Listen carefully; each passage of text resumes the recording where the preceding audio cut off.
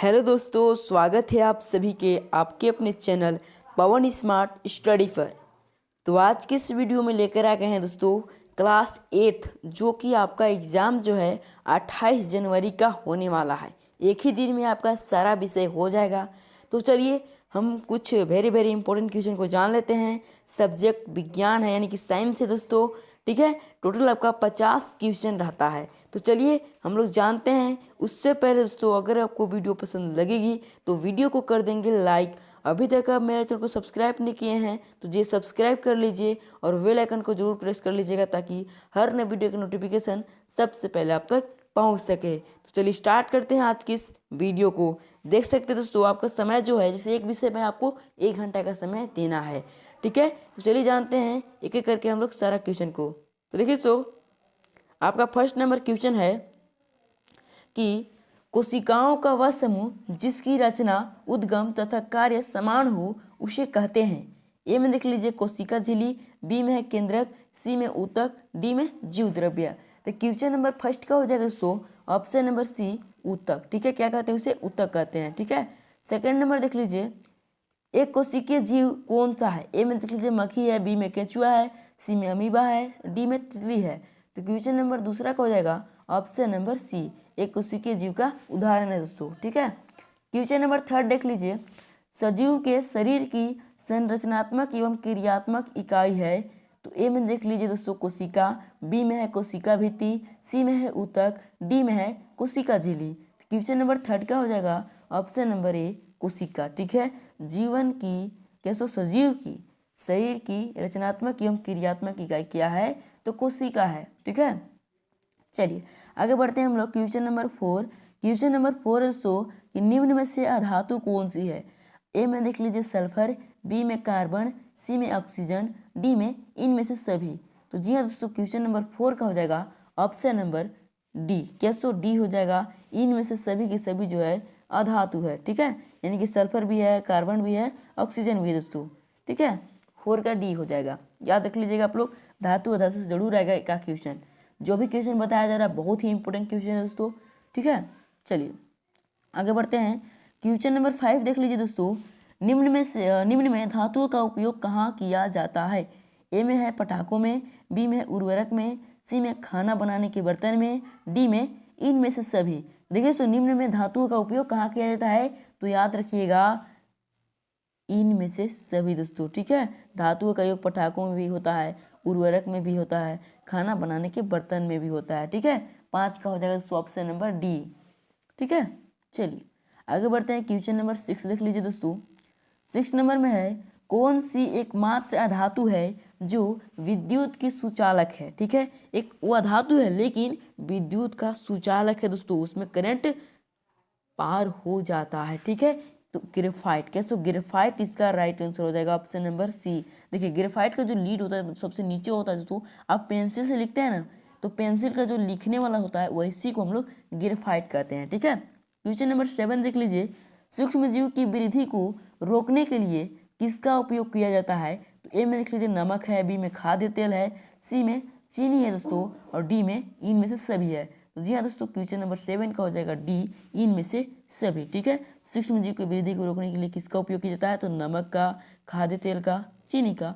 Option number D हो जाएगा दोस्तों, ठीक है।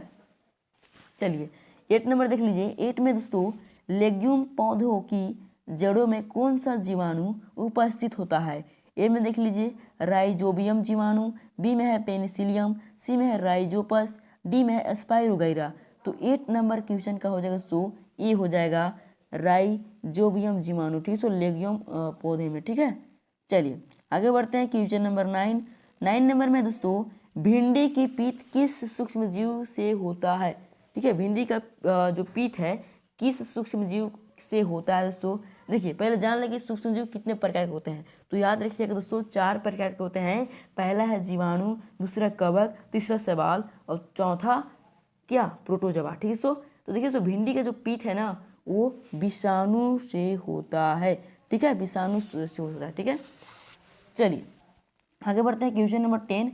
10 नंबर में दोस्तों विद्युत धारा किसी पदार्थ पर किसी वांछित धातु को निक्षेपित करने की प्रक्रिया क्या कहलाती है दोस्तों? तो याद रखिएगा क्या? ए में देख लीजिए विद्युत धारा दिया था, बी में विद्युत अपघटन दिया था, सी में विद्युत लेपन और डी में चालकता। तो याद रखिएगा दोस्तों विद्युत लेपन। ठीक है, चलिए क्वेश्चन नंबर 11 देख लीजिए। 11 में है कौन सा घोल विद्युत का कुचालक होता है? ए में देख लीजिए नींबू का रस। तो देखिए सो नींबू का रस जो है सुचालक है, नल का पानी भी सुचालक, इसमें भी पार हो जाएगा, सिरका भी। ठीक है सो देखिए अशुद्ध जल जो है ना इसमें होता है कुचालक। ठीक है, कुचालक होता है। कंप्लीट है दोस्तों, 11 का डी हो जाएगा।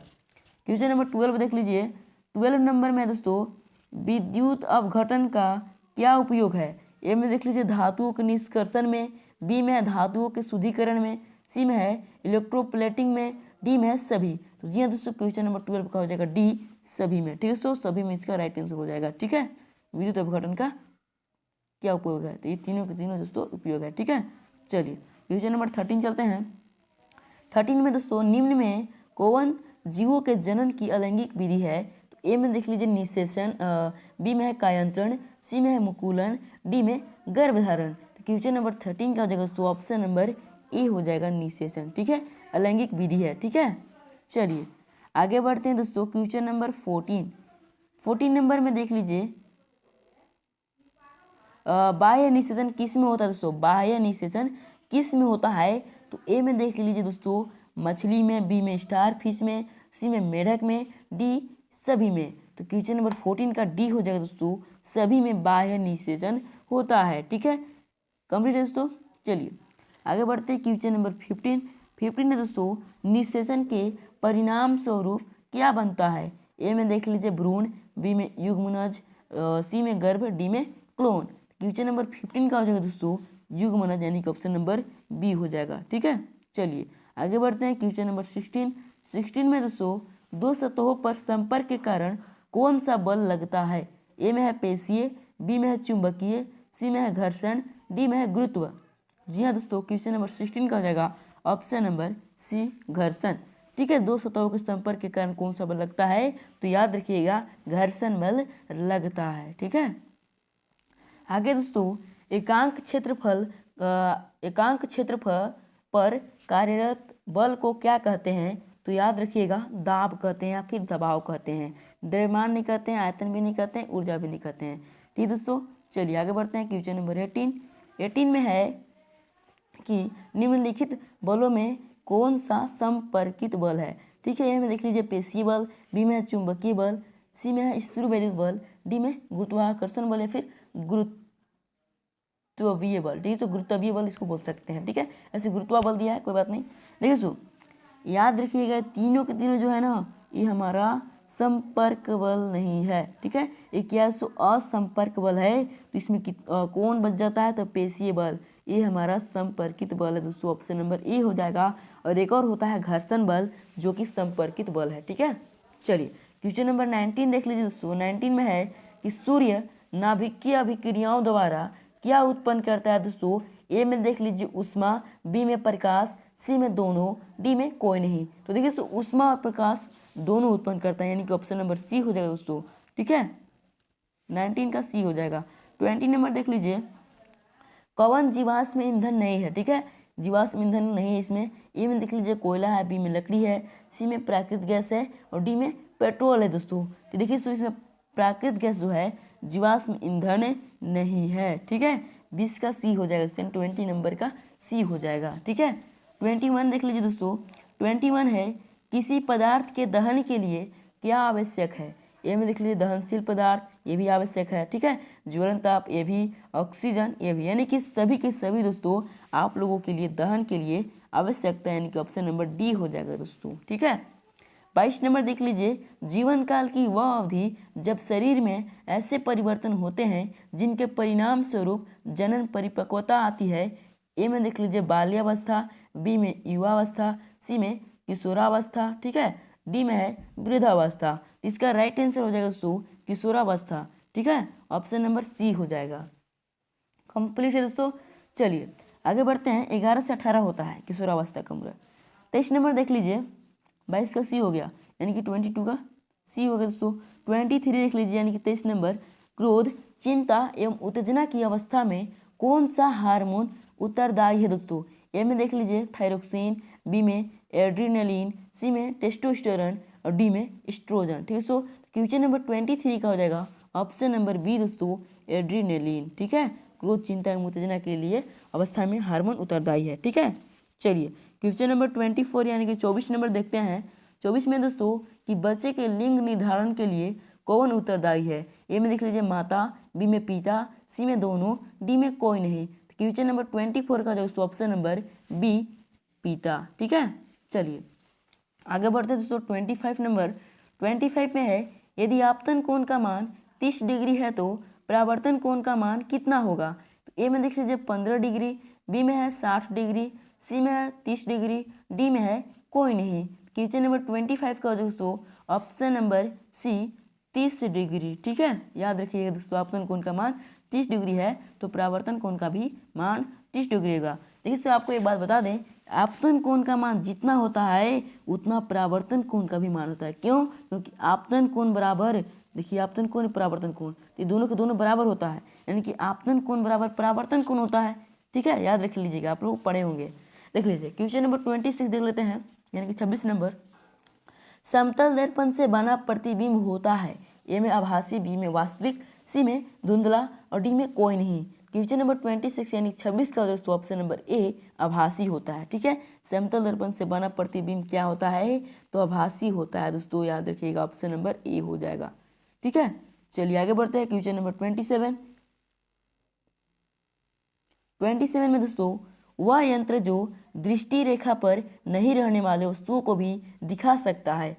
ए में देख लीजिए है दोस्तों पेरिस्कोप, बी में क्यूरोस्कोप, ठीक है, सी में विक्षेपण, डी में दूरबीन। क्वेश्चन नंबर 27 का दोस्तों ऑप्शन नंबर ए, पेरिस्कोप। ठीक है, कंप्लीट है। चलिए क्वेश्चन नंबर 28 देख लेते हैं। 28 में दोस्तों काटी गई फसल से बीजों या दानों को अलग करना क्या कहलाता है। ए में देख लीजिए निराई है, बी में ओसाई है, सी में कटाई है, डी में थ्रेसिंग है। क्वेश्चन नंबर 28 का हो जाएगा दोस्तों ऑप्शन नंबर डी, थ्रेसिंग। ठीक है, चलिए आगे बढ़ते हैं। क्वेश्चन नंबर 29 में दोस्तों अनाज के भंडारण के लिए अनाज में नमी की मात्रा क्या होनी चाहिए। ए में देख लीजिए 12% से कम, बी में है 22% से कम, सी में है 14% से कम और डी में है 24% से कम। तो क्वेश्चन नंबर 29 का हो जाएगा ऑप्शन नंबर सी दोस्तों, 24% से कम। ठीक है, अनाज के भंडारण के लिए अनाज की नमी मात्रा कितनी होनी चाहिए दोस्तों, तो 14% से कम होनी चाहिए। ठीक है, चलिए क्वेश्चन नंबर 30 यानी कि 30 नंबर देख लेते हैं।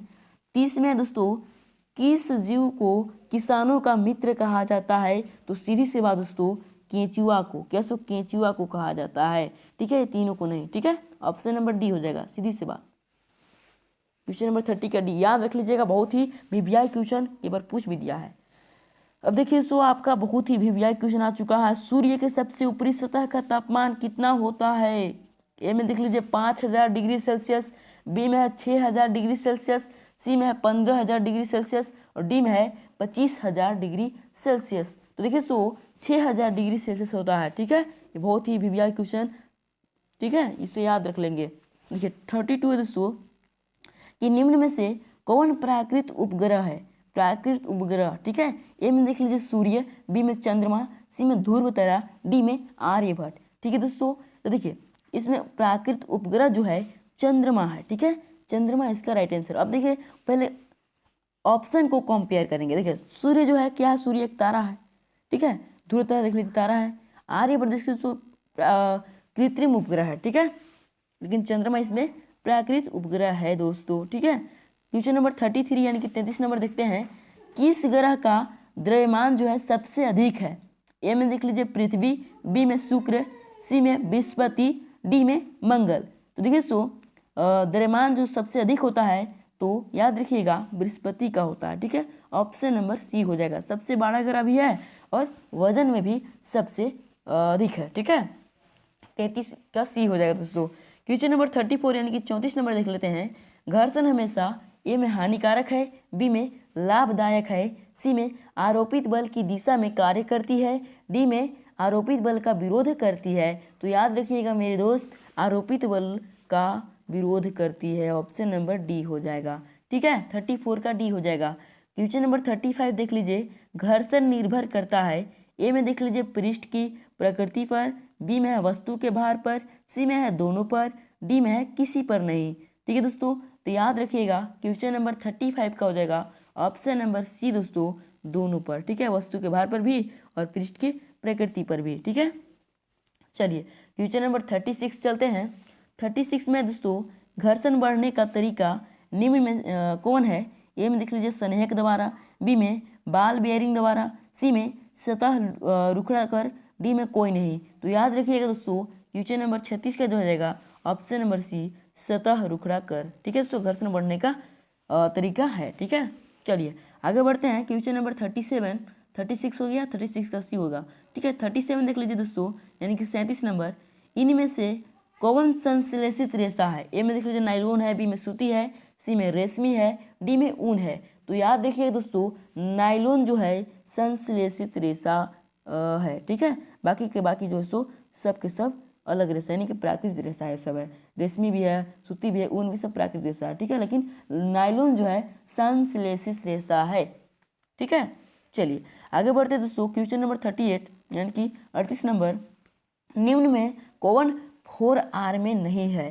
ठीक है, 4R में नहीं है दोस्तों, तो देख लीजिए ए में देख लीजिए रिड्यूस है, बी में रीयूज है, बी में रिसाइकिल है और डी में रिमूव है।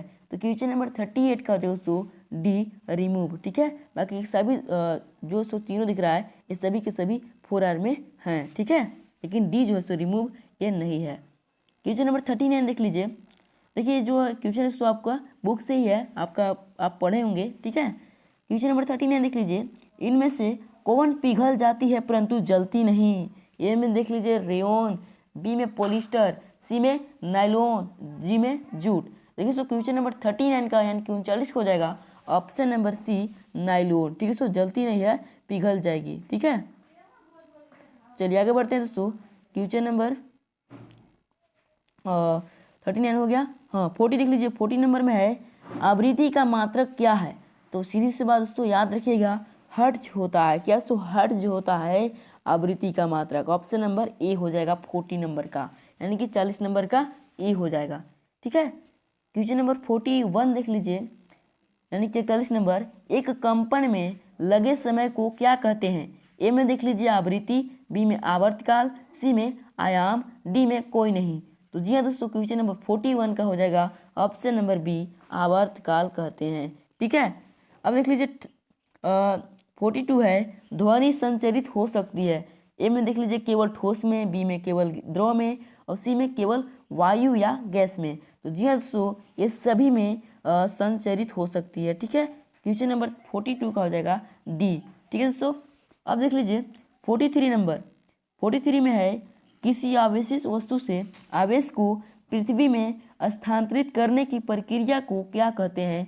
ए में देख लीजिए भूसंकर्षण, बी में तड़ित, सी में प्रतिकर्षण, डी में कोई नहीं। तो जी दोस्तों क्वेश्चन नंबर 43 का हो जाएगा ए नंबर। कैसे? ए नंबर हो जाएगा। ठीक है, यानी कि भूसंपर्कण। ठीक है, चलिए क्वेश्चन नंबर 43 हो गया। 44 में है भूकंप की शक्ति के परिमाण को कैसे मापा जाता है? ए में है सिस्मोग्राफ द्वारा, बी में है वोल्टमीटर पर, सी में है आमीटर पर, डी में है गैल्वेनोमीटर पर। ठीक है, सो क्वेश्चन नंबर 44 का हो जाएगा ऑप्शन नंबर ए, सिस्मोग्राफ द्वारा। ठीक है, चलिए क्वेश्चन नंबर 45 देख लीजिए, आवेश कितने प्रकार के होते हैं? ए में है 1, बी में है 2, सी में है 3, डी में है 4। तो याद रखिएगा दोस्तों आवेश 2 प्रकार के होते हैं, धनावेश और ऋणावेश। ठीक है, क्वेश्चन नंबर 46 देख लीजिए, वायुमंडल में निलंबित सूक्ष्म ठोस या तरल कण के बादल को क्या कहते हैं? ए में देख लीजिए धुआं, बी में एरोसोल, सी में वाष्प, डी में क्लोरोफ्लोरोकार्बन। जी हाँ दोस्तों, क्वेश्चन नंबर 46 का हो जाएगा ऑप्शन नंबर बी, एरोसोल। ठीक है, याद रखिए दोस्तों बहुत ही जो भी क्वेश्चन बताया जा रहा है बहुत ही वीवीआई क्वेश्चन है। ठीक है, और दोस्तों इसी तरह का आपको क्वेश्चन चाहिए तो मेरे चैनल को सब्सक्राइब करके रख लेंगे, आपको इस तरह का वीडियो मिल जाएगा। ठीक है, चलिए 47 देखते हैं। 47 में वायुमंडल में ऑक्सीजन गैस कितना प्रतिशत दोस्तों? ए में देख लीजिए 78%, बी में 21%, सी में 0.3%, डी में 0.7%। पहले तो ये दोस्तों 78% जो है नाइट्रोजन है और 21% ऑक्सीजन है, यानी कि ऑप्शन नंबर बी हो जाएगा दोस्तों। ठीक है, 21%। ठीक है, चलिए आगे बढ़ते हैं। क्वेश्चन नंबर 48 यानी कि 48 नंबर दोस्तों, वनोन्मूलन का स्थायी हल क्या है?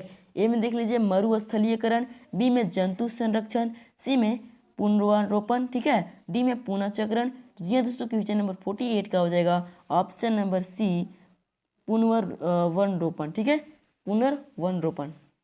चलिए क्वेश्चन नंबर 49 यानी कि 49 नंबर देख लेते हैं। काला सोना किसे कहते हैं? ए में देख लीजिए कोयले को, बी में लोहा को, सी में पेट्रोलियम को, डी में चुंबक को। तो याद रखिएगा दोस्तों पेट्रोलियम को। कितने लोग कोयला को मार देते हैं? तो दोस्तों कोयला जो है काला खनिज होता है, ठीक है, सोना नहीं होता है। काला सोना किसे कहते हैं? तो पेट्रोलियम को कहते हैं। अब देख लीजिए लास्ट क्वेश्चन आपका दोस्तों, कौन सा प्राकृतिक संसाधन नहीं है? ठीक है, कौन सा दोस्तों प्राकृतिक संसाधन नहीं है? ए में देख लीजिए जल, बी में हवा, सी में सूर्य का प्रकाश, डी में कपड़ा। दोस्तों कपड़ा जो है ना प्राकृतिक संसाधन नहीं है, ठीक है, बाकी के तीनों दोस्तों प्राकृतिक संसाधन के उदाहरण है। कपड़ा मानव निर्मित संसाधन है, ठीक है। अब दोस्तों आपको 50 का 50 MCQ कंप्लीट हो गया। ये तो हमारा विज्ञान का था और विषय का भी चढ़ेगा, ठीक है। तो चलिए चैनल को सब्सक्राइब कर लेंगे और वीडियो पसंद आए तो वीडियो को लाइक कर लेंगे दोस्तों। तो मिलते हैं किसी नेक्स्ट वीडियो के साथ, तब तक के लिए जय हिंद जय भारत।